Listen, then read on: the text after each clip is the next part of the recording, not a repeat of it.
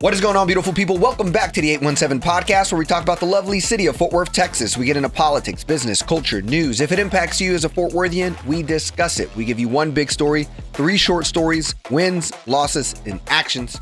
My name is EJ Carrion. I'm with my co-host, Ann Zeta, and our producer, Wesley Kirk. Who's moved over here into a chair. He decided to get in the octagon. She's here to help with the conversation. So for those not watching us on YouTube, we're sitting here in chairs together instead of Wesley being in his regular producer chair. Yeah, normally I'm by the soundboard, but now you have to deal with me over here right now. Yeah, so we're going to, let's just catch up on, we all went to Arts Goggle. We had a pretty busy weekend. Oh, yeah. I mean, you can probably see my sunburn. Yeah, it was hot. Being out all day. Your forehead is looking a little toasty. Yeah, it was hot. Yeah. It was hot. It was a hot little one. warm. Yeah. I took a bus. Yep. I do need to let folks know that. Hell yeah. So we wouldn't have 2 cars down there because Jim Smart. came later. I knew I was going to have more bandwidth for hanging out at Arts Goggle than he was. Yeah. Took a bus or did you do the free trolley? I took the bus from my house. Oh, I walked 18 minutes from my house to Route 6 on 8th Avenue and dropped off right there at 8th and Magnolia. Yeah. Hell yeah. Did you have a fun time at Arts Goggle? Yeah, it was a good time. I mean, it was hot, but I went the first part, I went from 1 to 4 with my neighbor. He's an 83-year-old guy who's he's really cool. He's interesting, but he's never been to Arts Goggle, so I took him. Damn, been missing out. Yeah. You met him because he saw the puppets. The puppets. Yeah, hell yeah. Yeah. So, but so he had a good time, and then I went back out for a little bit to just hanging because I knew the weather would be better and it'd probably be cool to see some people. And that's when I saw got some overheated, went home, took a nap, and thought I would get a second wind to go back. And then the sun went down and I didn't. You missed out. It was a good time. But you also saw Brandy Waller-Pace too, Yep, right? Brandy was great. Brandy did her new single. 2 That was seconds. awesome. I did Tay Day too, but Hell before, so that was fun. The Tackets were there. Yeah. Patrice was leading the pack full and full. Dope. And a couple other people there. Always good to see Nettles. So yeah, it was a good time. Hell yeah.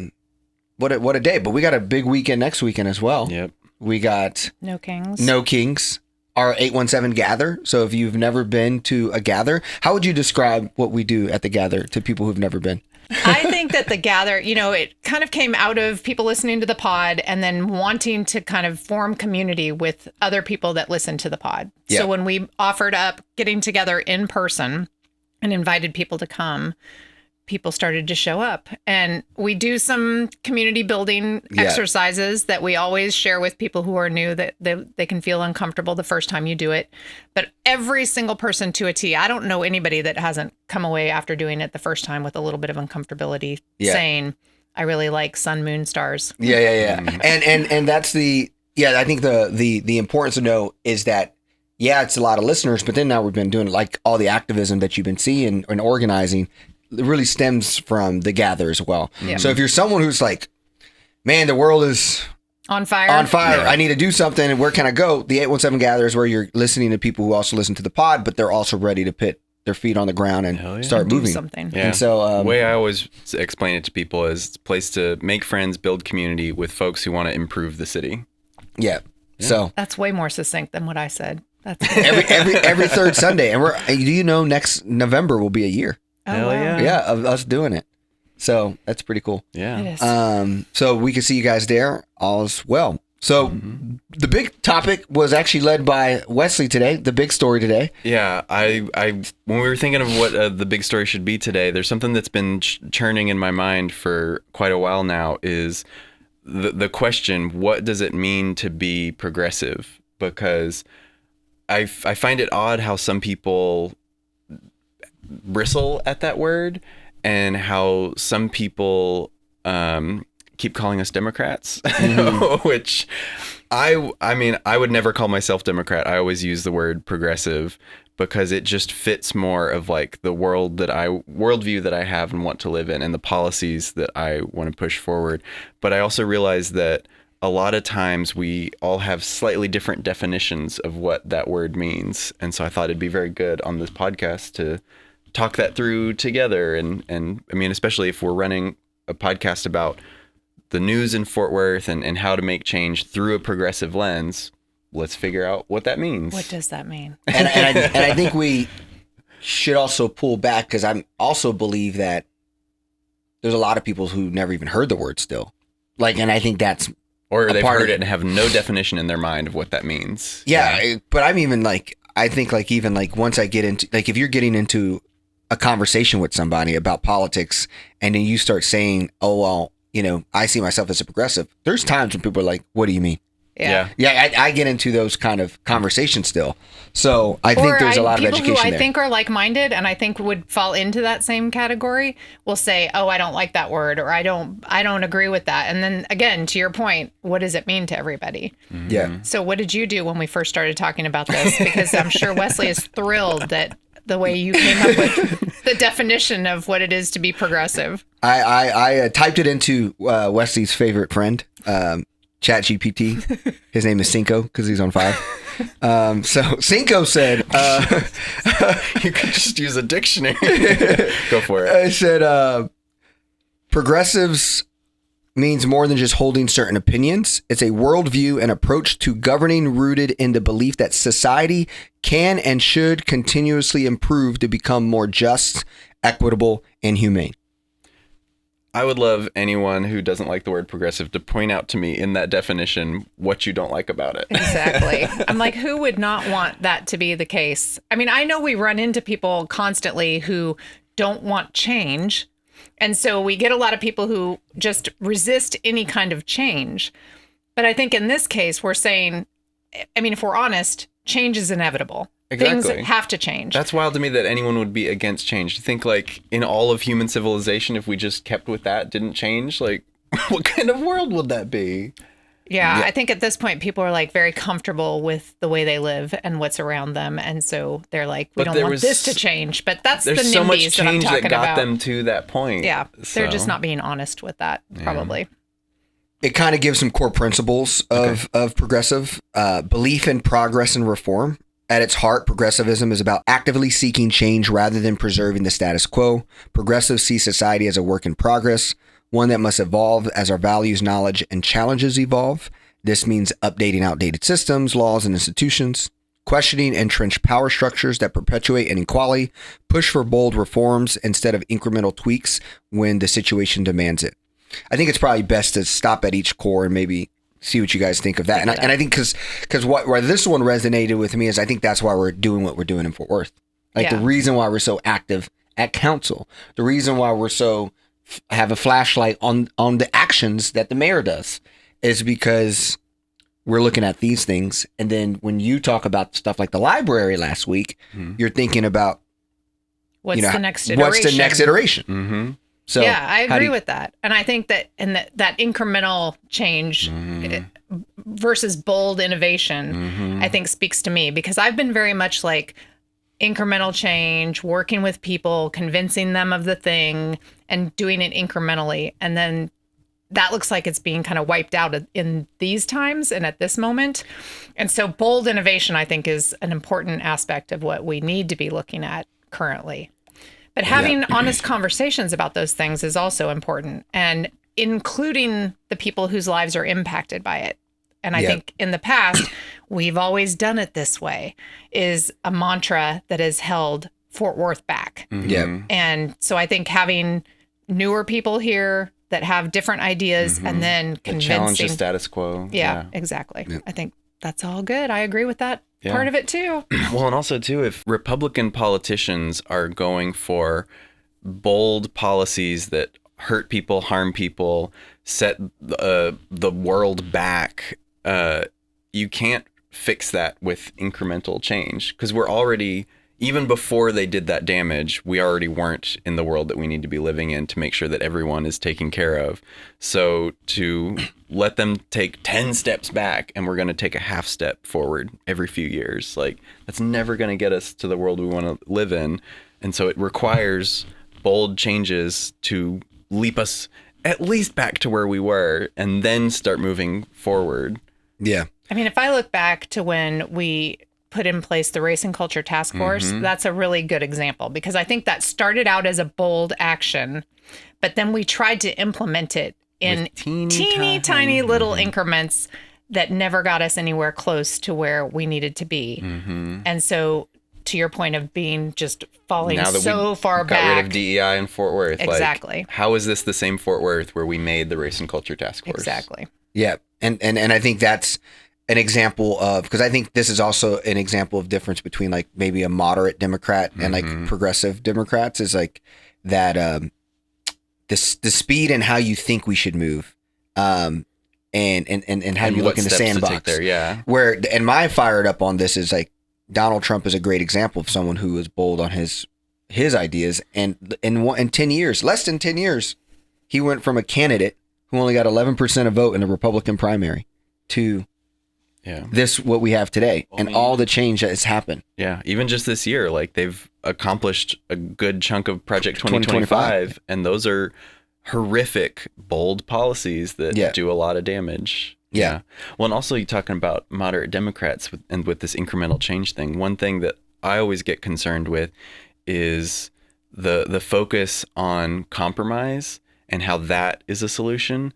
Because in my mind, if one person... EJ just looked at me when you said that. No. No, I think it's totally true. Yeah. It's a thing that I've had to come to terms with, that I really focused a lot on the incremental change with compromise. Yeah. And this is where we are now. And I'm not saying that compromise is a bad thing. I'm just saying that it fully depends on what the compromise is on. Yeah. So if one side is wanting genocide and the other side is wanting no genocide, the compromise is some genocide. And that's not okay. That's nothing to compromise over. And there's so many policies like that where compromise should never be on the table. Like no one's rights will ever be at risk. Yeah, and you just went to pillar number 2 that they kind of broke down: commitment to social justice and economic justice. Progressives believe government should play a proactive role in reducing inequality and ensuring fair opportunities for all. This often includes policies like expanding access to quality education, healthcare, and housing, protecting workers' rights, raising wages, and strengthening social safety nets, confronting systemic racism, sexism, and other forms of discrimination. To me, this is the one that this is what separates. This is where people start, getting hung up. How much does government manage the inequities of the world? And I think this is the part that I think even moderate Democrats have a challenge of seeing, not just making it safe for other people, marginalized people, but actually doing reform to make up so that they have an equal footing. How much investment? And I think that's like, right, DEI came out of progressive ideology. And now, though, like, how much are we willing to fight for that? I mean, I think there's a lot of moderate Democrats who watch what happened at Fort Worth City Hall. Is like, but hey, guys, it's it's $40 million. And they got very incremental about it, going back to, can we live without it? Yeah. Your example. And so I think this is the one that hungs, or whatever the right word is, the most Democrats who have a hard time seeing themselves as progressives. Well, and many times conservatives don't want government to be doing anything. It seems like some of the conservatives that are in power right now are trying to reduce government being in charge of anything. They want it all to be on the free market or nonprofits doing it. And I don't think we can believe that people are going to do the right thing necessarily in those instances where money is on the line and all of that. Yep. And I think people who are comfortable can continue to be comfortable in those situations, knowing that they're never going to be threatened by any of those inequities. Yep. Which is a crazy thought to me, because they are threatened. Like, we all live together in a society where a government is supposed to protect the people. Like, regulations are written in blood, and it's because someone has died, and there has to be policy written to make sure that people are protected. Yes, because you can't trust people to always do the right thing. It would be nice if you could, and so there need to be like policies in place to guarantee safety for all, and that benefits everyone. Like the FDA, would you rather have someone checking that your food is safe to eat, or would you rather be letting someone fill it with sawdust because it saves them $1? Number 3 is democracy is a living ideal. Progressivism emphasizes democracy should be inclusive, participatory, responsive to the people. This means expanding voting rights and fighting voter suppression, curbing the influence of big money and corporate power in politics, encouraging civic engagement, and empowering local communities. This is probably Public Ann's comment. favorite We just one. did this. It This is totally probably- is. This is my life. It is absolutely my life. Yeah. Number 4, forward-looking policy and innovation. Being progressive also means embracing change, technological, cultural, and environmental, and preparing society for the future. Leading on climate action and sustainability. Supporting science, innovation, new ideas to solve complex problems. Building policies for the digital age like data privacy, AI regulation, and equitable access to technology. The uncomfortability about that is people have a job. It's in a certain industry. That industry might be causing massive amounts of pollution or harm to the earth.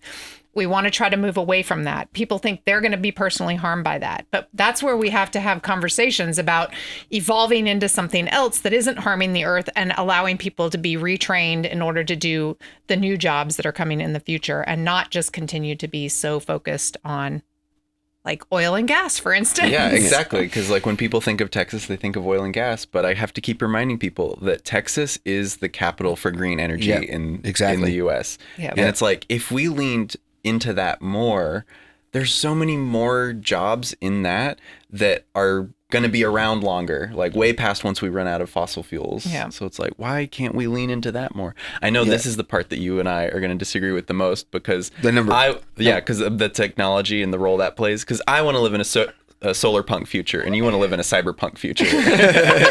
You are very happy with AI, and I think there's a balance that we can get with technology, but I also think that technology is more than digital. I think it's like, you know.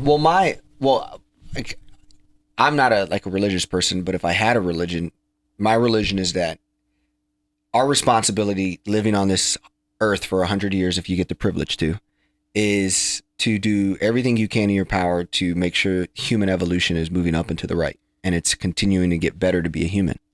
And I think that a lot of the innovations that we have received has allowed us to be able to have the quality of lives that people 100 years, 200 years could never imagine. And a lot of that is, the internet is less than 50 years old. There's a lot of, the smartphone is less than 20 years old. There's a lot of things that are coming, and I think we have to embrace a lot of innovation. So I look at like AI as another one of those things. Now, I also believe in harm and changes and consequences when you are doing changes. But I think I also see that when you have something like ChatGPT, where 100 million people download the app in 48 hours, it took Netflix 18 years to get 100 million, members. It's a world that we're walking into, and it's something that I think we now have to embrace and figure out. And I think that's where I am with it. Where the first iteration was like, do you let your kids have cell phones, that kind of thing? Yeah. And do you allow them to use tools, or do you keep it from them? Yeah. And then it's like this big thing that later can cause damage because they haven't learned how to use it. Yeah. But the environmental impacts are worrisome to me. Yeah, very, very concerning. Because we've been talking about, just a couple weeks ago at a council meeting when they were looking at a data center, and they were talking about water and electricity use, and that they've been saying yes to these things without a whole lot of plan. And so this is where I think we need to have more of a plan. And that's where the regulation goes and all that stuff. And to be fair, I think there's a doomsday scenario that I'm worried about, but there's also a You don't plan to escape to Mars with Definitely Elon not. Musk? Definitely not. Do not plan to go anywhere near Elon Musk. It's no. I think there's a doomsday, like the doomsday that AI could make humans irrelevant to the game of whatever's next. But it also, the other side of that coin, could it give us the opportunity to never have to play in the economic productive, like you and I can now exist and live because AI is doing so much of the work. And now the capitalist stack that everyone relies on is now no needed for our sweat equity because it's data equity. And I think that's a potential, but it's also the potential where we become irrelevant, and that's terrifying as well, which is why progressive values go into the fifth one, human dignity and collective responsibility. There you go. I think we need to make sure human dignity is a part of whatever happens in the next 20 or 100 years. As its core, progressivism is animated by moral vision, human dignity, and shared responsibility. It holds that government and society have a duty to protect vulnerable, empower the marginalized, and ensure everyone has a real chance to thrive, not just survive. Exactly. I love that. Thrive, not survive. Yeah, and that right there is my big, this human dignity. Do humans matter, and how do humans matter when they don't need us as much to make a dollar? Mm-hmm. That's the biggest thing I'm For sure. interested and terrified of in this technological shift. Yeah, living through late stage capitalism. Yeah, it's going a dark route where human dignity is hard to come by. Like, so you progressivism is even more important, Mm-hmm. to fight and advocate for that we matter. exactly. So, there was a little table based off kind of like Ann, what you just said about the difference between progressive and conservative. Progressive seeks change to solve problems and improve society. Conservatives seek to preserve traditions, institutions, and social order. Progressives believe government can be a force of good. Conservatives believe government should be limited and defer more to individual choice or private markets. Progressives prioritize equity and systemic reform. Conservatives prioritizes individual liberty and gradual change. Progressives are future-oriented, anticipates new challenges, where conservatives past-oriented, value stability and continuity. I feel like that was so generous to modern day conservatives. No, and I think the big topic of, there was a lot to have to like bake as the foundation to this progressive conversation. But I think the part where I get tied up is, what is this worth to people? Like, there's people on our city council who would say they agree with these things, but they voted to eliminate DEI. Yep. They voted to eliminate public comments. Yeah. So We need to see the votes to back up the values. and it's like, to me though, and it's like, how do you live with these things? Like, like for me, economic justice and social justice is like, confronting systemic racism. That is the torch of my bearer, of like, that's my existence of what I'm trying to fight as a professional, as a person. For that example, it's kind of like, if those dollars go away, I think they saw it as those dollars made them able to do these things for people with government dollars. And if those dollars went away, how many people were going to be hurt? But that's that incremental. We can't have that happen right now because we're not set up to do these things in a different way. And I think that we need to be more bold and put in systems in place that allow us to do these things without reliance on people who are basically not going to let us do those things with those dollars anyway. Yeah. Mm-hmm. And that goes back to the human dignity, like DEI and like representing. And it's why it's so important that we have these proclamations. It's making sure everyone feels safe, seen, and heard. Mm-hmm. Yep. And if those things are negotiable, then what do you really stand on? Yeah. If representation goes away, then rights are coming right after it. Yeah. So, yeah. And that's why I think, I think that's what makes it hard for the progressive talk. And then I think it also now goes into the scale of like, how do you fight for progressivism? I think a lot of, you have, I think Fort Worth, as we talk about like the politicians today, right? James Tallarico came to town. Mm-hmm. Y'all were there? Yep, we were there. Was that Wednesday? The 8th? Like, I think James Tallarico is a great example of someone who's like, he definitely has progressive ideology. But then the way he carries himself on the progressive ideology, I think where it's like, I think a lot of maybe people of color progressives who are more radical, and there's people who maybe even further along who don't even like calling themselves progressives. I don't necessarily know what they call themselves, but because maybe the word progressive has just gotten too big or too cumbersome for the establishment Democrats.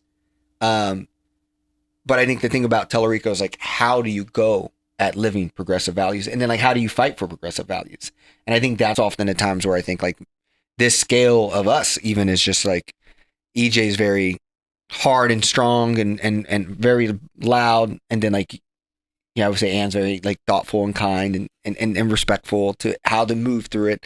I think that's also a big conversation about like, how do we exist as progressives and mobilize each other's styles without getting, oh, that's not a real progressive. I think that's a big thing. I think it's stupid to ever call someone not a real progressive. Yeah. It should be a broad term so that, because in my mind, it's the policies. It's like, this is the world we're aiming for. And however you want to get there, however you want to describe yourself, A-okay. And it's about being able to have the conversation, even with people who present themselves differently and speak differently. And I've been working really hard on that because, to your point about wanting to be nice and wanting to be, careful and not hurt feelings and that sort of stuff, I think I've been challenged by people who speak more boldly and more aggressively, or the terms then kind of come out to be like judging a little bit, and I don't mean it to be like that. But being able to have conversations between people who approach these things differently is part of making progress, which I would say is progressive as well. Yeah. So I think that's a key part of, I think compromise is dangerous, but consensus is useful. So I think that's a big part of how to get to consensus, is talking to people who might not label themselves the same or see themselves as in the same camp, but by talking about, here's what we want to fix, here's why it's a problem. How do you feel about that? Do you feel it's a problem? Do you feel like this is a good way to fix it? Okay, hop on board. Agree. Here we go. We agree. And that's a harder conversation to have, and it takes more time. Yeah. And it's not sound bites that are easily done, to the point that you said about Trump being able to make as much progress in his, the way he wanted to run things was just like moving fast and breaking things, and sometimes just saying stuff that's not even true, and people jumping on board with that. I'm so careful. I don't want to like put something out there that's not true. I want to like research it and talk about it, and that's why it takes longer to do that kind of communication and that way of trying to move forward with people. Yeah, and the nuance of having to fit all of those details into that soundbite. We're always explaining. Yes. and if I'm being honest with like, just like, I think right now the movement is like, the movement of Fort Worth is a progressive place. Like what we said, majority of people in Fort Worth believes in these things. Yeah. If you don't use the word progressive and you poll people on that on language, topics, they'll be like, agree. But what I'm saying, that I think the truest problem in Fort Worth is not that the numbers are on our side. It is that the belief that we can change and that we can stand up. The lack of confidence in people. Yeah. The insecurity of danger. The scared of what's the repercussions if I do something. And oftentimes or just plain old apathy. Yeah, that too. And that to me is I think our coalition of movement with the 817 podcast and 817 Gather has created a lot of momentum. And I think when you look at the where we are with the Patrice stuff and how so many people are getting behind Patrice. Shout out to everyone who did letters. Hell yeah. And then you look at how people come out to DEI. These are signs, but I also think like in order to get to that next level, like we needed to get to critical mass. We're currently in that uncomfort zone where a lot of people who thought they were navigating Fort Worth in a progressive way are now being challenged because we came at it a little bit more raw, a little bit like faster, a little bit more with flair. And now they're like, I think everyone's kind of in this like, a little defensive posture. Yeah, defensive posture. But then also, like I would say, like a lot of moderates in Fort Worth who are progressive is the approach of they're not comfortable with loud, proud progressives and how they move. Like I think, when I hear, like, I think a lot of people are just they get lost on, I don't know. Like I just think I'm not creating a large enough followership. Because the way I am seen as a person and how I show up to City Hall or how I show up to, things, it's like, wow, EJ's full blazing. And I mean, I like what EJ is saying, but I don't move like that. And so then they just kind of, and exactly. Yeah. And I think that's like, what I think do why they think that, I mean, hello, you and me right here. Yeah. But I think that's like, we're in a moment where like, and I think we're getting there. I mean, No Kings. I was talking to Eddie Delgado at Art School Gago. He's like, "Oh, I'm thinking we're gonna have 10,000 people." I'm like, "Whoa!" Like, hell yeah. I mean, and I think we are hitting that critical mass. But I think more people. Every conversation I'm having right now is not about they don't believe in what we're doing. It's that they feel like it's hard to join. Like it's just like, man, it just seems like we're all very like smart or like talent. Like we've seen like we have a lot on our, like, because we talk well on comments, we do a podcast. And I don't know, I think progressives sometimes get in their way by being too that perfect and what is that? That is hard to follow. Don't let perfect be the enemy of good. And it's hard to follow because we seem so. Not that we're perfect. Like, I mean. But yeah. So I don't know. I've been living like I've been actually a little bit disappointed in Fort Worth and me as a whole because I feel like people are seeing what we're doing. Still a little taboo to how Fort Worth behaves.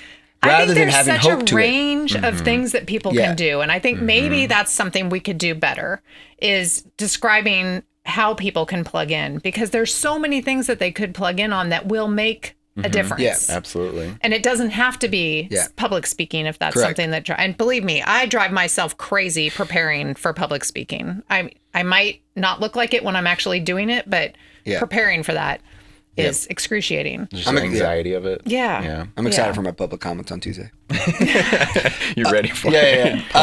But there's a lot of people at the gather who don't do the front facing stuff, that still show up, that are still doing things, that are still committed. Mark does photography. Like Nydia does counseling. Like just so many. Whatever your talent is, it can play a key part in creating a better future in Fort Worth. Yeah. So y'all were able to go to Telluride. I missed it, and I'm curious. How did you see? Did he call himself a progressive? Did he talk about progressive policies? In his language, he's using all of the progressive talking points. And he's definitely, adding contrast to how Colin Allred is campaigning for the Senate race. And I'm curious, how did you see that rally playing out for people? How did you see the energy changing? And does it seem like that's the winning strategy? There was a lot of people in the room. I think most of them were already convinced. It wasn't like he was having to convince anybody in the room of what he's saying and doing. But I think his past experience of being a teacher, the way he has run in a race where he was the underdog and flipped a seat, I think all of that is really kind of the moment right now that we're looking to try to have more people with progressive ideas, even whether or not he calls himself that or not, in these seats where they're making these policy decisions.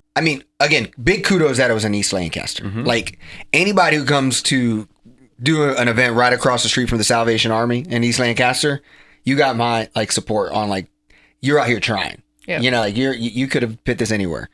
But when you think of that, though, then you're like, okay, then that should make it easier for more diverse people to participate. It was still, I think, the thing that people like progressives of color are always worried about. Can he get out the black and brown vote? And I think that is the part that is still up. It's still early. At the end of the day, it's still early. I think Colin Allred's the same in the sense of I went to Colin Allred's event and it was a bunch of older people. And yes, there was some older people of color, but still there was a lack of maybe Latino representation. And so I'm just hard pressed on how we're gonna win by trying to be like Beto. And I'm not saying that Beto wasn't great or not great, but he still lost going to every county in Texas and getting doing his events that feel Tellurico-esque. And I think so. To me, there's a massive opportunity where we got to try something and do things that has not been done before, regardless if it's winning or not. And I think the problem with Allred and Tellurico is they splinter the establishment voters. So you got the white progressives going Tellurico, and then you got the older Democrats going to Colin with a little bit of older black church kind of going to Colin. But when you look at millennials and under people of color, I think that gap is really still up in the air. People are talking about if Jasmine Crockett comes into the Senate race. If Jasmine Crockett came into the Senate race and that was on East Lancaster, that crowd would have been a totally different crowd. But those people also need to be activated to win. And so I think we're in this tough, we're in this tough space where I think that every one of us in Democratic world is just in our own echo chambers of what we want to see.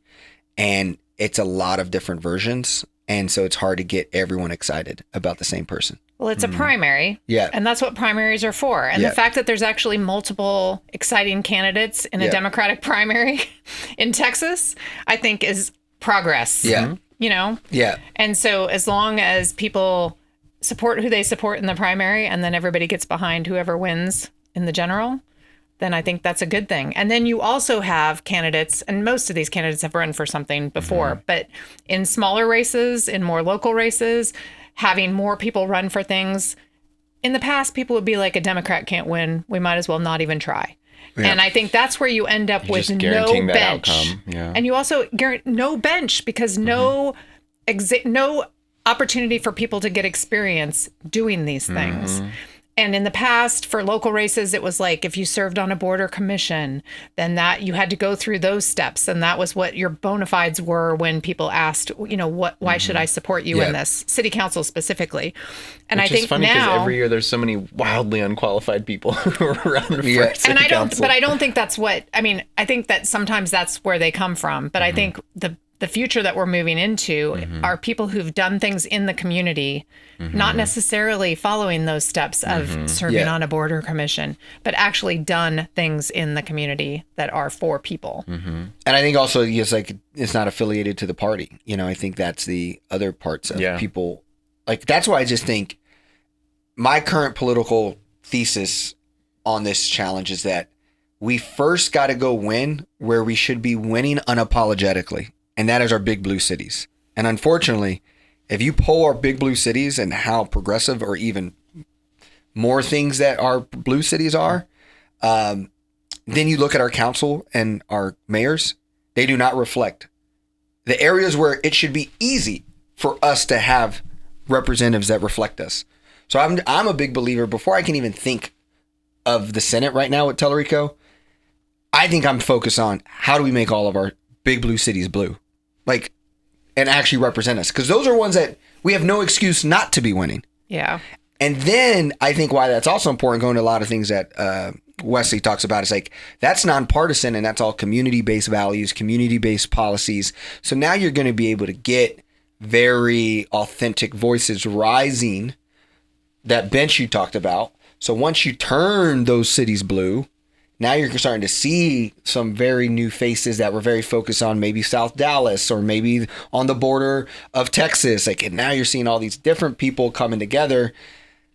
And then do you start seeing that rise where you can win county level stuff and the Senate stuff? I don't think I feel like we need to have 10 people running for Senate, and all 10 people just go unapologetic themselves and see who gets the majority of Texas inspired. I think right now the majority of Texas is still sitting on the sidelines, not interested. And therefore, I think we need to be throwing a lot of different voices, a lot of different places, and just going in to then discover. And that's why my biggest concern right now is that, I get more people texting me about Tellerico who don't live in Texas because they see him on TikTok. And my brother reached out. Do you know this Tellerico guy? I'm like, yes, I do.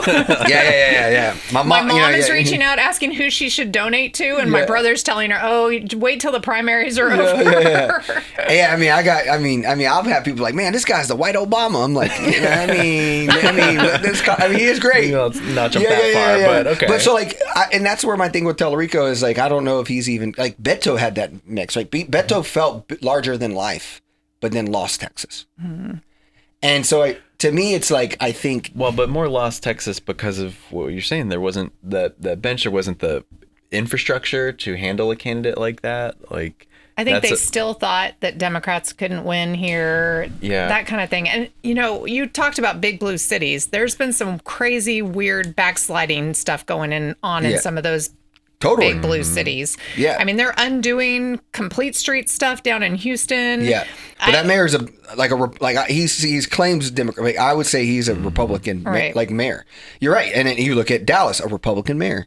You look at ours. Well, he's voted as a Democrat. And so if you actually probably polled those cities and asked a crazy question about capitalism, I bet 20% people would be like, let's take away that stuff. And those cities have Republican mayors. It's so it just shows that there's just this disconnect of those are very progressive places. Maybe even democratic socialists in some of those areas. I think a lot of the public just rested on their laurels and let other people run things. And then when things started to get eroded, then they were like, oh my what is happening? Yeah. And now they're having to play catch up and get people in place that are actually going to carry out their values. Yeah, and I don't think James Tellerico is who he is, and he's representing people who are I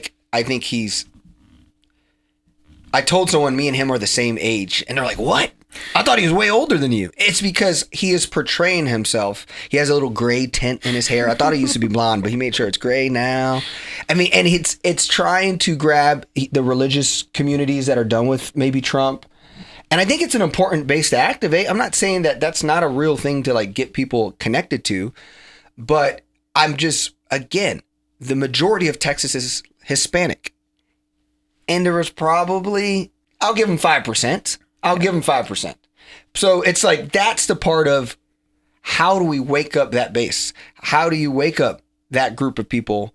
And I think that's where Beto did, and we got really, really close.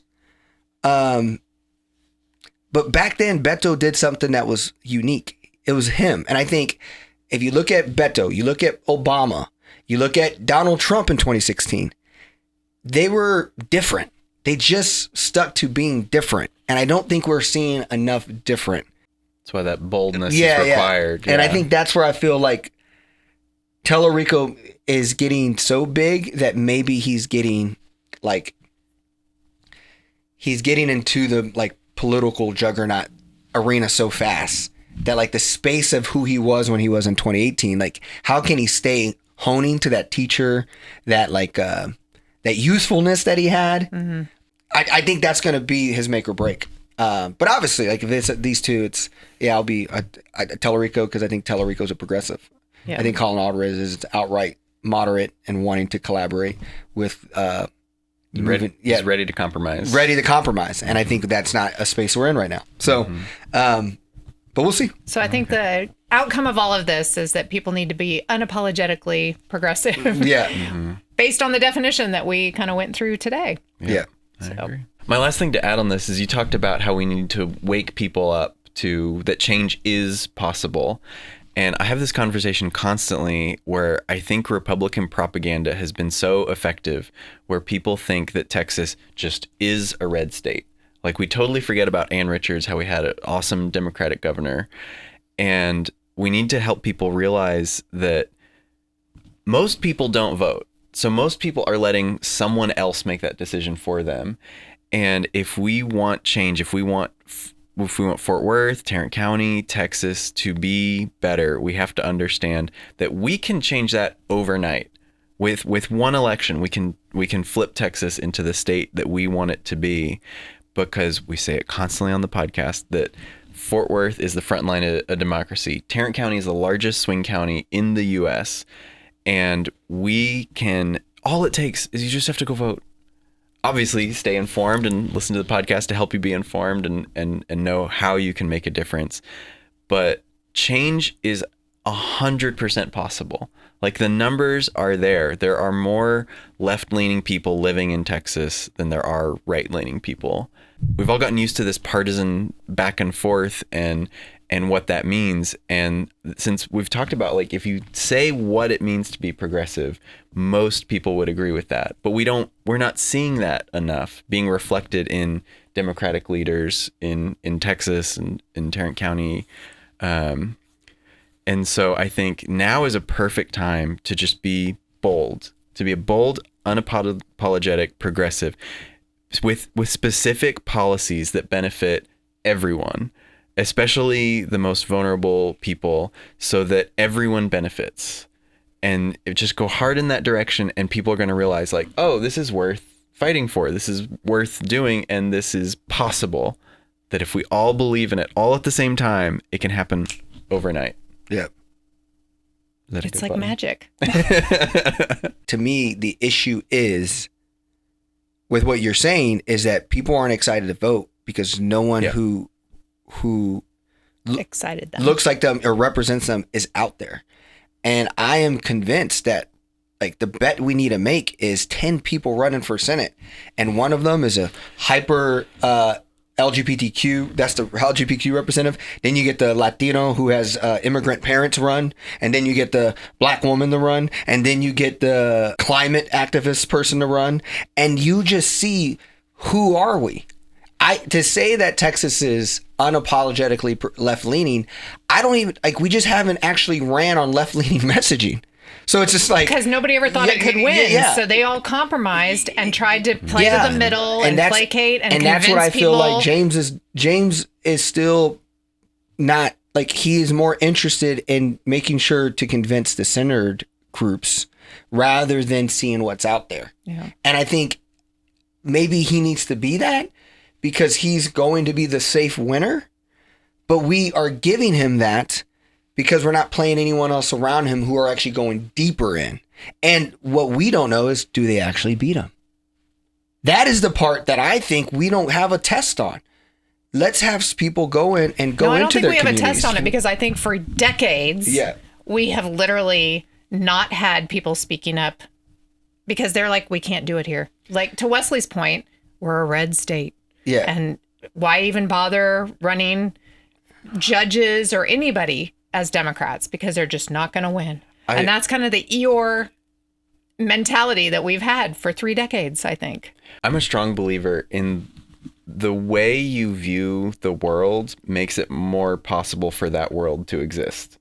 And so when people assume that, oh, we're red, there's no hope, you're making it more red because you're not even trying to run a Democratic candidate in these elections. But I get into arguments with Jim all the time when he tells me, oh, that's not possible. I'm like, you're but making I'm it still not going possible. to try. I am still going to try. Yes. I am still going to work for these things because it's what I believe in. And you doing that makes it more possible for your worldview to exist because other people are seeing that as a possibility and they're like, oh, I can do that.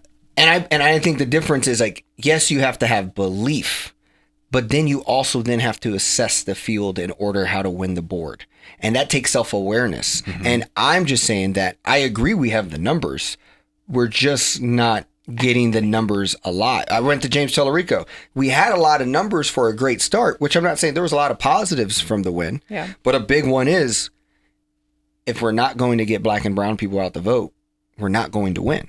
And right now, based off of what I saw, I don't know if we're doing that. And I think that is the part where...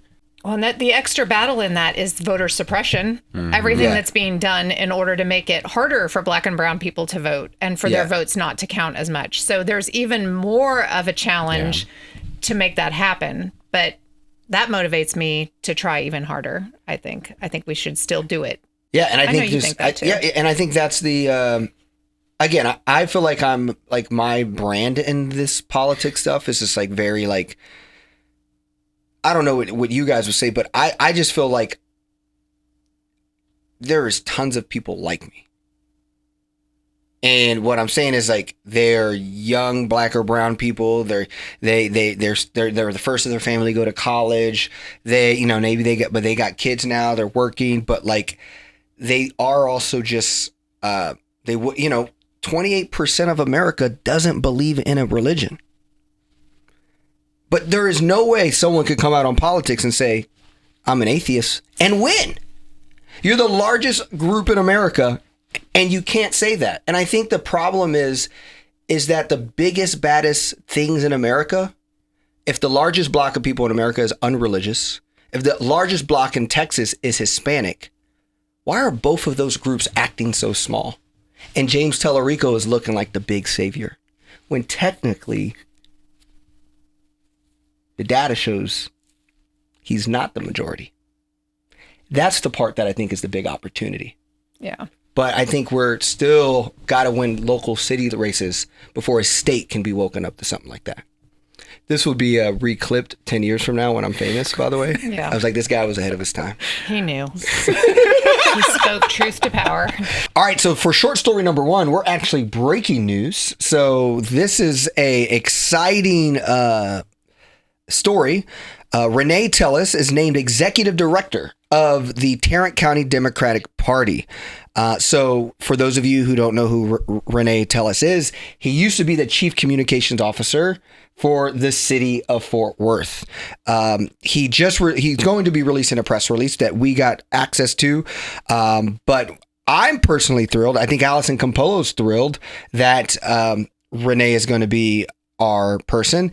Renye is someone who has a bunch of history back of being involved in the Texas Democratic Party or politicians. He also was chief communications for like school districts, large school districts, and he also had time in Austin's city, and then he spent a couple years in Fort Worth. So someone who is a big chief strategist, has a lot of experience in government and all types, both city, thinking about politics and the political landscape, and then at the education level. I think this was a big move for the Tarrant County Democratic Party, who often felt smaller than the Tarrant GOP. This was a big girl move. Yeah, I think they definitely felt smaller than the GOP. And again, back to the comments that we made in our big story about how we've been moving in a way that we just assume that Democrats can't win. And I think we are at a pivotal time in Tarrant County where we go from cutting back staff 100% to rebuilding. And I think with the state party representation moving to the Metroplex as well, I think that this is a pivotal time to be having a greater impact in Tarrant County with new leadership. I am so excited for this because, like, one, you got a Latino representative. There's a bonus. Yeah. You have Allison Campolo knew she was from Euless, but she knows she needed something from that anchored her with Fort Worth. Mm-hmm. And so to get the chief communication officer of the city to now be in your war room, who knows a lot about how the city moves, who moves it, that kind of acumen in the Democratic Party to participate with Allison is a yin and yang of power that I think is so exciting. From, like, if I'm someone who lives in Fort Worth who's anti-Renye or anti-Democratic Party, I would be like, holy smokes. That was a move, because he obviously had to take a big hit on salary to do this. He obviously had to do some things to make this work, but it shows me that someone else is also inspired in the movement that we're inspired on, that they're willing to instead go, he could go on anywhere. No, let me stay here and actually stay here and get on the ground beefing up the Democratic Party. That was what I signaled here. And that's why I'm, like, excited about it. To go through some of the details really quick about who he worked for: press secretary in the New Mexico State Senate. He was working at the largest urban school district and as press secretary. And then Tellis has been director of communications for Austin. And he also has a master's degree from the University of Texas of Austin. He has managed large teams, multi-million-dollar budgets. Former Fort Worth City Council member Jared Williams said, "I know Renye as an effective, diligent, and caring professional with an eye for both detail and a big picture. His breadth of experience across government, education, and consulting makes him uniquely suited to lead the Tarrant Democrats." You also have State Rep Gina Hinojosa, 5-term Austin-based incumbent, who also spoke highly of him from a state perspective. Tarrant County is one of the most critical swing areas in Texas, and I've known Renye for more than a decade and have seen his ability to organize people around a common cause, communicate effectively, and get results. He will be a tremendous asset to our fight for working Texas and American freedoms. And our American freedoms. So, well, and also you've worked with him on community design for Worth stuff, right? So, I mean, he was the communication officer at the city of Fort Worth, and we were working towards communicating with the city about having kind of a one-stop shop for engagement.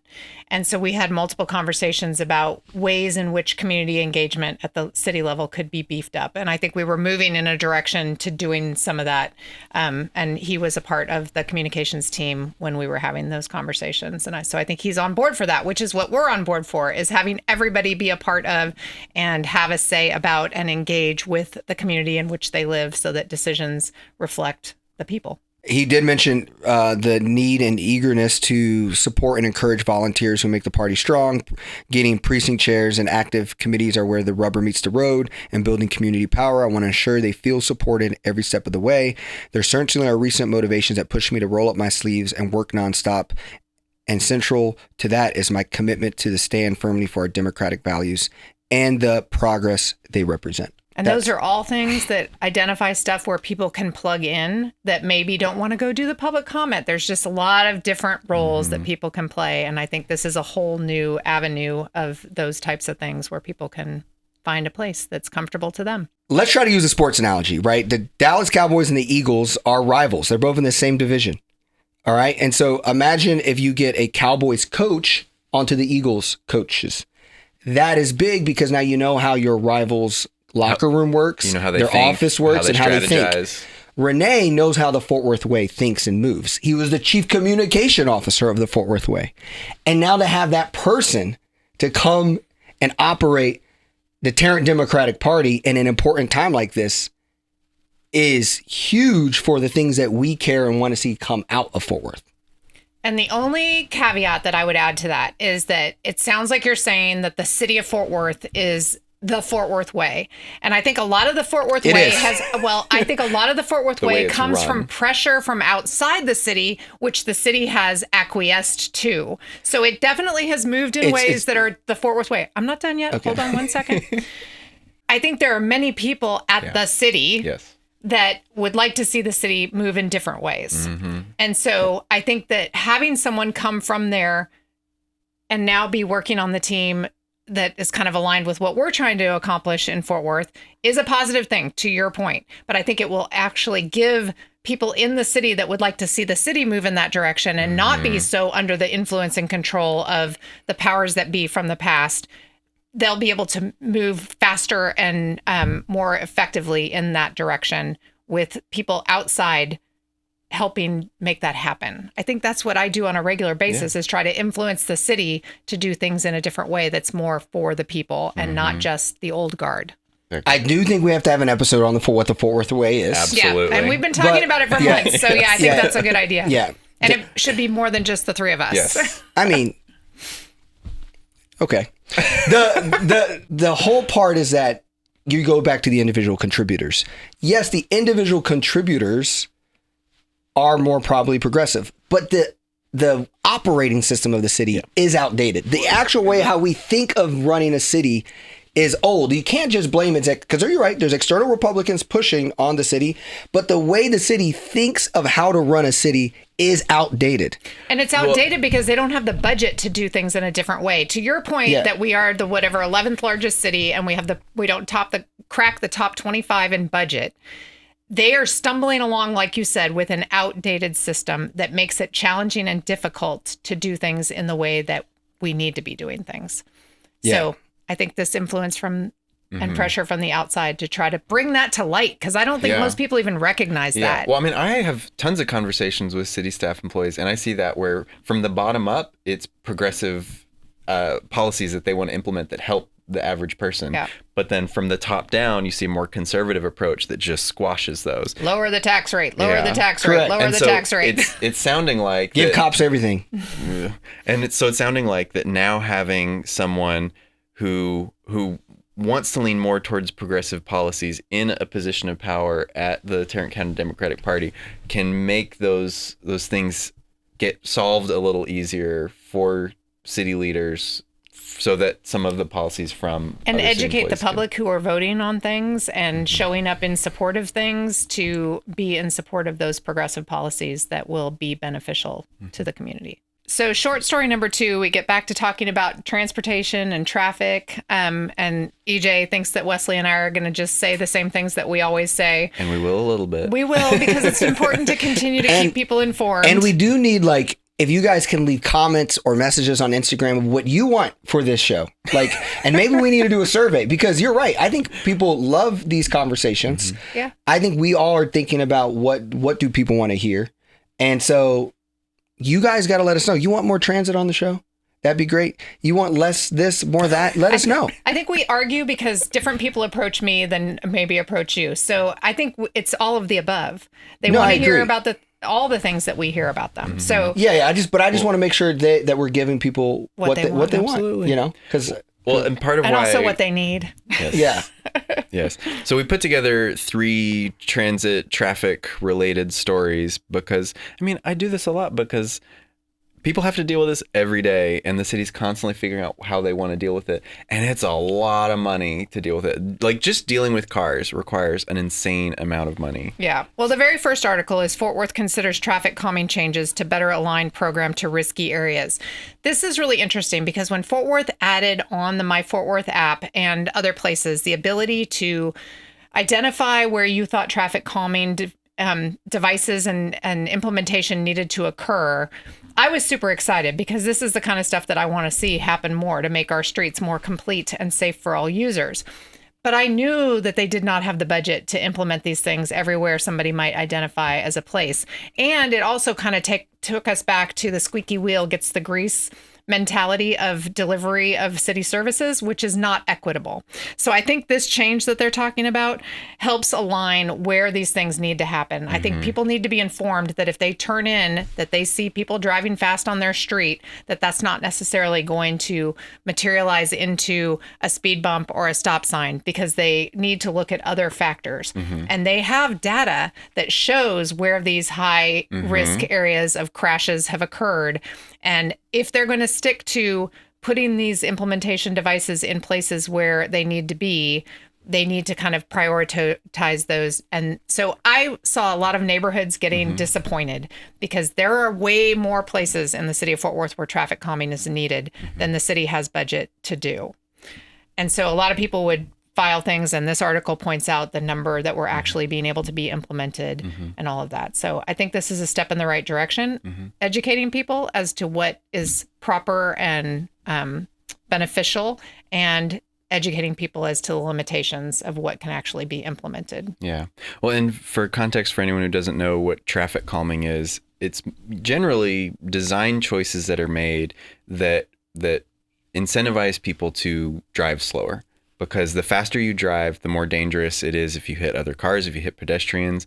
And so it can be as simple as lining a street with trees so that you feel more enclosed. It could be narrowing the street so you don't feel like you can, be a NASCAR driver. Or narrowing the lanes, just the individual lanes, because we've got some 13-foot lanes in places, which make people feel the ability to go very quickly. Drive wild, yeah. So it's a lot of, it's also speed bumps, like less fun things, but it doesn't have to be. There are things that beautify streets while also making cars drive safer, which makes it safer for everyone. And part of how they're figuring out these riskiest areas is a lot of it's based on traffic deaths. Yep. And a stat that you told me once that blew my mind is that we have not gone a day in Texas without a single traffic death since November 7th of 2000. That's insane. It is. Like, cars kill people constantly. Cars are so dangerous. Oh my gosh. And so there's a project called Vision Zero, which the goal is to get us to zero traffic deaths. And so a lot of what they do... And it's really only a goal for doing that for one day. Oh my God. The bar is so low. TxDOT is end the streak. And that just means if we had one death-free day, that streak would end, but we'd probably go back to it the next like one. we're still like someone's like legitimately tracking until we do this. Yes. Every day. TxDOT. Okay, and then our second story here is within the same traffic transit talk is, quote, Behemoth of a project planned to ease Bonds Ranch Road congestion in far north Fort Worth. And when I read this, it reminded me when we did the history of transit in Fort Worth episode about how we used to build streetcars out to neighborhoods, transit first, then the neighborhood would build up.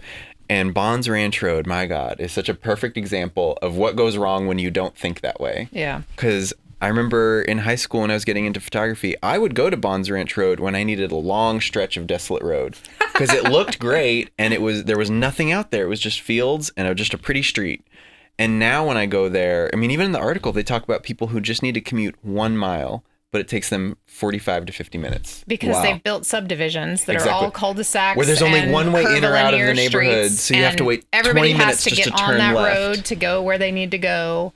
And it's subdivision after subdivision after subdivision like that. And none of them are connected to each other, so there's no other cross-traffic. This is one thing where you should be blaming we should be blaming capitalism. Absolutely. I would think we don't blame the furthest version of this, capitalism and low regulation of the state of Texas, where we just don't want to tell anybody what to do with their land. We allow them to just develop it willy-nilly without any kind of growth boundaries or limitations, as long as they can smack down a subdivision. The people who are in that 1 mile for 45 minutes are going to come to City Hall and they're going to be mad and they're going to yell at the progressive city staffer who has no tax dollars because we don't want any tax dollars. And really what you got to look in the mirror is at yourself and see your political views, that we are too pro-capitalism. And if that's the big change picture. A lot of these people, they moved there because it's some of the only affordable house you can buy in Fort Worth. And I wish more of them would look sexy too, though. Everybody wants a new build. I almost got wooed by new houses when I was very first house shopping because it was like a game room and it had all the things that old houses don't have. Wesley But I quickly disavowed myself of that. I'm in an old house in an old neighborhood. Yeah, it's built well. But like, I wish more of the people in these neighborhoods would think past it a few more steps. Like because a lot of times when I talk to them, they want more lanes.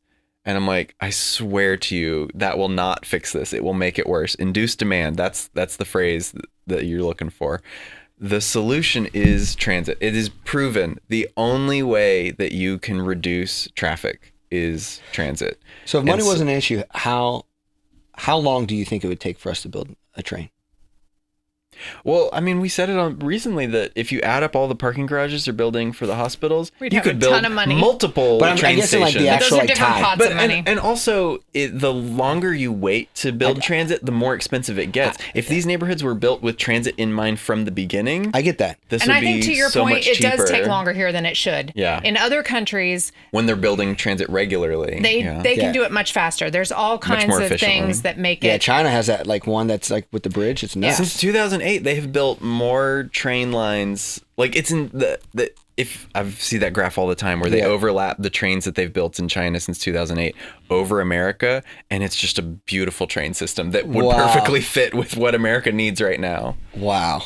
Since 2008. Yeah, and then people say, "Oh, we don't want to." On a sore subject. Sorry. People are like, "We don't want to subsidize transit," and they don't think about the fact that we're we've been subsidizing highways all over the state. Those all got paid for. We spend so fucking much on cars, on the infrastructure. Everyone has to have their own personal car. You have to have your own insurance. It causes so many deaths. Cars are the problem. And they're expensive. They're so expensive. And I saw a TikTok the other day pointing out that all your favorite places to travel to, no cars. Yeah.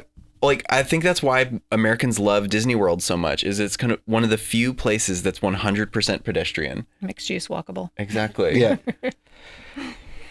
Man. So there's one more story on our transit short story. Come down from Come how on, mad bring I am. it up. You thought it were done. Let's go, baby. So the final story that we have in our transit and transportation is the Silver Line, new rail line revs up for North Texas Transit tourism ahead of the World Cup. But the Silver Line has been in planning stages and construction stages way before World Cup was being discussed. But it is finally opening, I think, on October 25th. Coming up quick. And we actually now can get to some parts of North Dallas via train. Mm-hmm. So we can take the Tex Rail to the airport and then jump on the Orange Line. I mean, not the Orange Line takes you to Dallas, and that's existing now, but Silver Line will also be accessible from the airport. So that's ways to get to Plano and Irving. So if you're driving out that way and you notice less traffic, know that It's it is the because of the train. Now everybody go ride the train. Yes. I think we're going to do that. We're going to do a transit crawl soon. Very fun. I think maybe in December, early December, we might be moving our regular mixer time to earlier in the month to not conflict with people's travel plans for Christmas and take a little ride. Hell yeah. That hooks up to the new Silver Line, which I thought the Silver Line, like silver bells, Christmas. Sure. Yeah, follow Community Design Forward to keep an eye out for the transit crawl. So that wraps us up for our transportation short story. Our third short story is touching on Fort Worth ISD, and we had several articles pop up around school, so not all of it Fort Worth ISD. The first story was, what did Fort Worth ISD spend in September on reading lessons, construction, and more? Which, Wesley, did you dig into this article a little more than I did? I was really surprised how little information there was in this article, and the main thing I was interested when I clicked on it is it does mention the Bluebell curriculum that we've talked with teachers about, is that, for one, it's a bad reading curriculum, but also it has Bible stories in it, which that should not be what Fort Worth ISD is plus teaching. 10 Commandments in the school, in the building anyways. Exactly. But another weird thing I've heard about that is that pastors, religious people who've looked at the Bible stories, like, they're not even accurate. Correct. Yeah, I heard that too. We're teaching them to read wrong and teaching them the story's wrong. It's a bad situation. But yeah, there's a lot of money moving around for buildings under construction, buildings that are getting refitted. And I don't know, it's just interesting to me because when we talk about, school closings and all that, obviously a big chunk of that is Republicans trying to make public education worse so that parents are incentivized to send their kids to private schools with subsidies and all that. But one thing I have to keep remembering is that it's not just that. There's population decline. And so that's a big part of why schools are less attended, and that's causing all of this tough shifts in where people go and how much money there is. If your money's connected to butts and seats, then there's less butts to put in seats. Yeah. So there's two other articles. One, Grapevine Colleyville is looking at some school closings, which there was a little disagreement, I think, between a mayor in Grapevine and the school board up there. And I don't know if they were communicating with each other well, which I think it's important for cities and school districts to communicate about these things. Rely on each other. They do. And where schools are located impacts city services, and city services impact schools. And so I think that's an important conversation to still have. And then the absenteeism is another article in the Star Telegram, which is an extensive article talking about how attendance rates and absenteeism have not recovered since COVID. Everybody, people were not going to school in person during COVID, but we still haven't gotten back up. And part of that is just what people are used to. And one part that I thought was very interesting is they discussed when a kid wakes up in the morning and sees that it's raining outside, and the way that they have to get to school, so it ties into transportation a little bit, is going to cause them to get drenched before they even get to school. And if they don't have a jacket, and I know a school in Fort Worth that made sure that their kids all had raincoats and like an umbrella, and their absentee rate went up. I mean, their absentee rate went down because kids were not choosing to not come to school because of weather. It's funny how when you meet people's needs, things just get better. And that's so, and that's so much how that's the thing about public education people don't understand. It's like they're a clothing department, they're a medical department, they're food security. They're more than just spaces of learning. Yeah. They provide so much to kids and families because our government doesn't want to actually fund and put those into their budgets to actually fund and represent their people.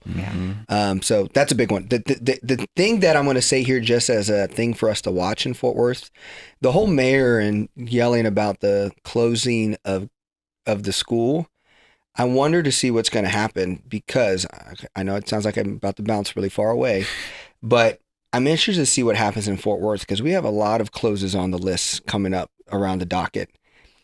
And to me, I imagine that, like, I don't know how a Mayor Parker or like our mayor could survive getting through that storm. So like, and I think, was that mayor trying to make sure that don't blame me for these closings? And like, so I'm going to jump out against it to make sure that when people vote and are mad that their local schools close, they don't think it was me.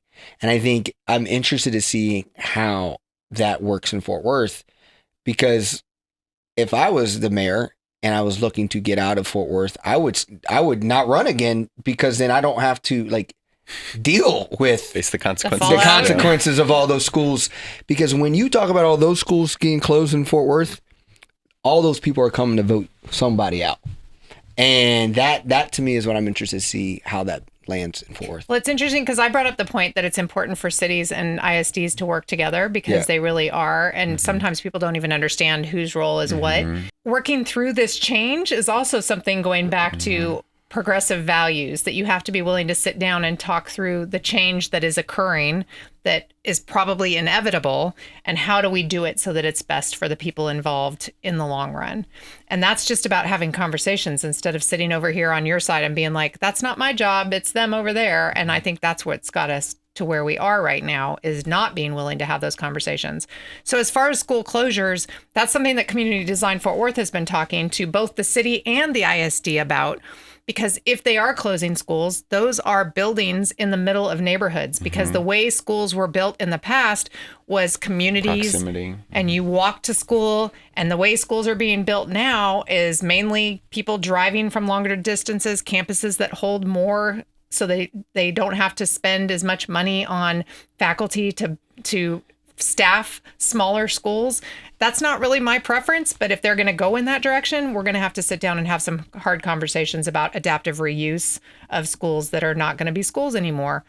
Same thing with churches. That this is all conversations that need to be had, and not everybody digging in their heels and being like, I want to dip this neighborhood in amber and never see anything change, because then you're going to end up with schools that are just dilapidated and falling apart and being used for nothing. And that's a worse negative impact on a neighborhood than figuring out a use that would be beneficial to the neighborhood as a whole as it evolves. If you look at the trends of how much people are actually going into an office and working, it is, I mean, it's down like one day a week. People don't like go, the average person don't go to a building to work. And so when you look at that changing on how adults endure going in person, that same endurance is in kids as well. And so I think it's interesting to see that the attendance rate at an office is also similarly at a drop as the attendance of school. The thing is, adults can work from home. Kids, not. I think kids need to attend school, and attendance needs to be a priority. But there's a fatigue, I think, that's also a part of what we're used to from the pandemic. Yeah. The article also points out that when kids don't attend on a regular basis, that hurts not just the kids that are missing class, but the kids that are there, because the teacher has to then go back and reteach things. So if there is going to be a flux in when you stay home and learn from home and when you go to school, similarly to what people are doing in office jobs, there needs to be some intentionality around how you teach to that. Yeah. And there's two ideas there. The one idea is one that I've seen districts do is the kids who are getting the content because they are attending school, then you challenge them to be the teacher to the kids who have missed. Yeah. That's one. Number two, though, is, or this is an example of maybe I don't have to attend the school as the good kid, and maybe I can do independent learning at the library, and I don't have to attend the classroom because you're dealing with everyone who you got to catch up. So I think that's the point of, like, sometimes it doesn't make sense for someone to be in the room. Besides, that's how the school gets paid. This totally brings back, I just stumbled across the social media account of the woman who started that AI school that we talked about previously. And I went down the rabbit hole of watching a bunch of her videos. And it was very much talking about child-led learning after a certain time, being able to dive deeper into topics that are of interest to kids, teaching them life skills like changing a tire and all that kind of stuff. And I was like, I'm not mad at this. This is actually kind of like the school that my parents helped start when I was young, with this child-led learning thing. Yeah. And so I think these are all conversations about how do we educate people, not in the old way that we used to, where we were just working around when kids needed to go work in the field, or making kids be ready to go follow rules that somebody else sets up for them and being good employees. There's a flux in all of that as well. And the unfortunate part is that we're declining in our funding for these worlds when we need a surge of innovation on how we're going to do this. Yeah. So, but we will see. Yep. So I think that catches us up on kind of education on the stories that we all read in preparation for today's pod. And now we move into wins and losses and actions. I mean, we said it earlier, but big win. Arts Goggle was a hit. It is my favorite day of art all year long. My favorite day of Fort Worth. Yeah. I mean, just so much community, so much like vibrancy. A festival with no cars. Yes. Like, it's just so great. It's really the best version of Fort Worth. I always 100%. Tell my friends who are visiting, like, come on Arts Goggle. You will see us at our best. And I overheard so many people just walking down the street next to me asking questions about Fort Worth that I sometimes assume everyone knows. And I'm just like, but that's a place where people can come and learn too. Mm-hmm. And so it's really great to have all the energy and effort that the Near Southside team puts in, and all the volunteers, which I felt very guilty this year for not volunteering, but it takes a lot. It really does. It's the stress level has to be insane for how small Near Southside is. Yeah, like, their team is so small, so hard, and they're bigger than they have been in the last 2 years. They've added like 2 additional people, and they pull this stuff off, and it is incredible. Yeah. And another win is that this week Leon Bridges got a street topper in Near Southside, right outside of where he records all of his albums. So I think that's great that we're recognizing some of the great artists that we have in Fort Worth. Another win is a new documentary that shows how 8 civil rights icons shaped the city of Fort Worth and the United States. Of course, there's going to be a sit down with Opal Lee, but there is also sit downs with other people we do not know. But I'm thrilled and excited that there's a documentary called Unlocked Voices, Bridging the Future. So this is Black Tarrant County residents who shaped history. And these are the kind of things I think we vitally need right now to show how individuals who are not famous actually can come together and make their community better and stand for the things that they want. So really thrilled for that, and I can't wait till it comes out. Also, Opal Lee had her 99th birthday this week. Come on. Very She cool. did, and I heard she's better too. She's been ill, but I heard she's feeling better. So that's good. We're going to move through losses quickly due to how long this episode is. Tarrant County, Wesley's not allowed to be up here anymore because how long this went. Talk too much. Tarrant County electoral map will stay in effect after judges and I request to block it. That's unfortunate, but I think that's something we'll be able to get through and fight. I'm really excited about the county elections. Do we know if that's the end of that legal process? Like there's no appeals left? I don't know how that works. Okay. Your other loss was, could Arlington or Fort Worth lure the Dallas Stars? Why is this a loss to you? Because, okay, so every time I have taken the... So much for this being so short losses. Go ahead. Yeah, real quick. Every time I have taken the TRE to Dallas, there's people in Stars jerseys.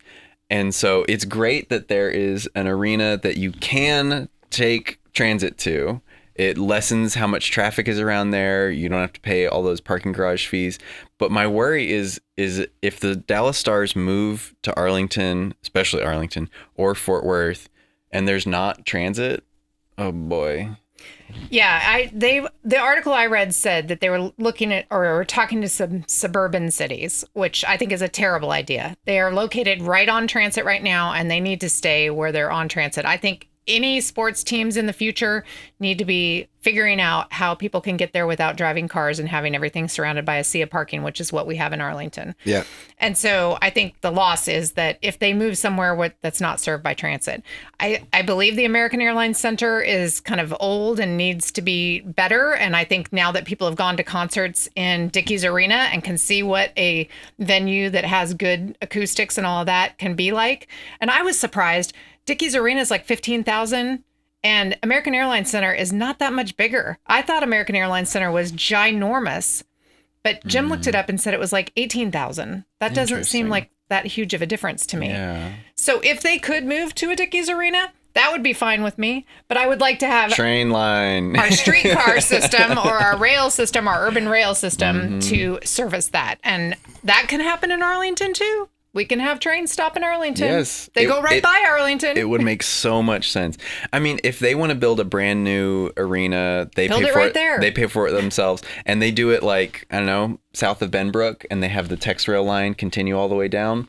I'd be A-okay with that. Yep. But building it somewhere that's not as transit oriented as it is now is going to be or if they need to unpleasant for everyone. rebuild So American Airlines. but you wouldn't say that. You wouldn't say no to the Dallas Stars taking Dickies Arena. No, we'd make sure they brought transit with them. exactly. It's like when people wanted to put all of the bikes that were not docked in Fort Worth, and we said, no, we have a docked system here. We're not going to let you strew that Litter all over 'em, the city yeah. without a solution. Yeah. Don't bring a big traffic generating thing to an area that people already see as being congested without a solution besides everybody driving in their cars. I would say no, unless they bring the train. Yeah. Yep. I think other people would definitely say yes, Yes, no matter yeah. what. And that's where, going back to your compromises. Because Fort Worth can't get a lot of sports teams. And if you could get one of the top winning hockey teams. cool. Bring a train too. I mean, you're right. It would be nice. They wouldn't have to build a whole new arena. They Yeah. just need to bring the train. Yep. We got dreamers on our team, guys. Yes, we do. So, actions for our dreams. October 14th, public comments. We're going to stand for public comments. So, we all have the freedom to go and share 3 minutes. Or if you want the Dallas Stars, you go talk to them and say, hey, we want Dallas Stars and some trains. You can do that at October 14th, public comments. Because it's an open public comment It meeting is, in which and you you can talk bring about up any anything. subject. I will be talking about how the mayor continues to silence our public comments and reduces them. Before Mayor Matty Parker, you were able to have public comments on every meeting. And now, since 2021, they have been reduced to all the way down to 10, which Wesley perfectly said is only 30 minutes a year where you can share your concerns about the city. Other big action is No Kings Rally. Yeah. So No Kings Rally next Saturday. So you also can join in on the fight. Numbers is a big thing. Activating, showing that you're not happy with your government and how it is led is really good when you can do that by the numbers. And then be there with like-minded people and see Yes. that Fort Worth has more people that And we get to are march. working in this area. Yes, we get to march, and I guess we're also emceeing this event. I still don't know how that's going to go. But we're figuring that out. Hell yeah. And then October 19th, we have our gather. So join the gather. It's going to be at 3:00 this time.